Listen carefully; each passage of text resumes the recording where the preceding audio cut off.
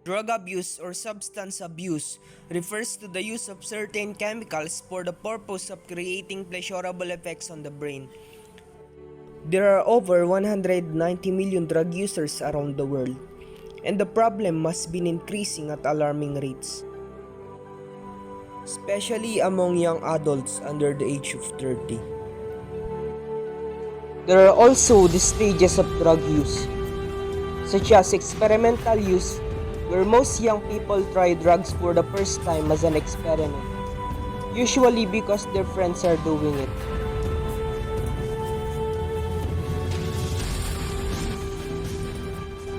Recreational drug use, where people use drugs to have fun.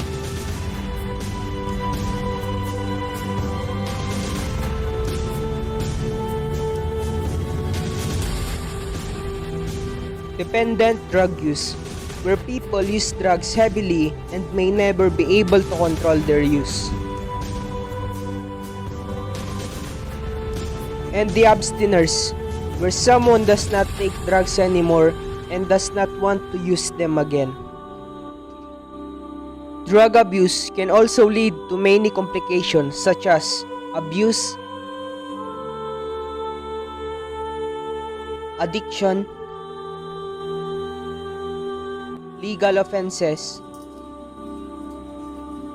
serious health problems, and even death.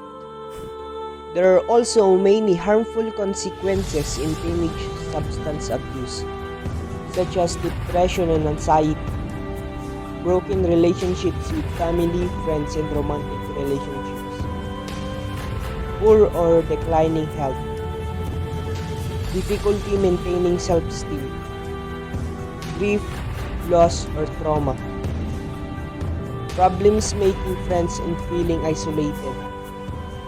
But there are also ways on how to educate the community in detecting and preventing the ill effects of illegal drugs. The first is community readiness, because it concerns the extent to which a community can effectively respond to substance abuse problems like youth's use of harmful legal products and act to reduce these problems.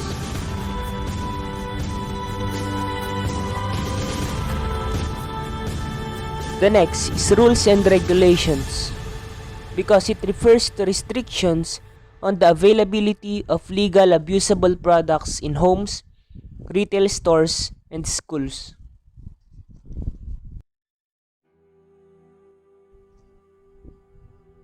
The next is the anti-drug norm, and it refers to the level of concern among retailers, families, and school officials about the use of inhalants and other harmful legal products in the community and support for local actions to prevent use.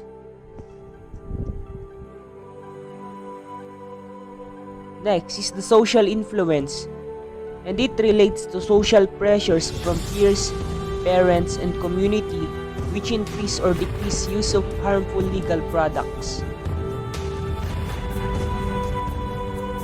The next is family-based prevention programs that enhance family bonding and relationships and include parenting skills, practicing developing, discussing, and enforcing family policies on substance abuse, and training in drug education and information.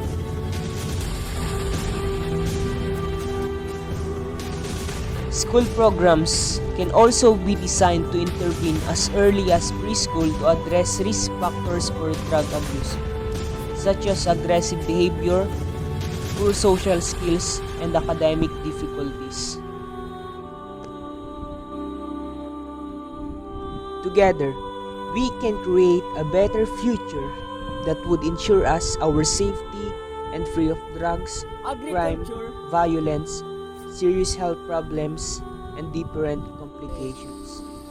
By these programs, our society will truly prevail and victorious over the substance abuse and will surely help us to raise our children to be a functional member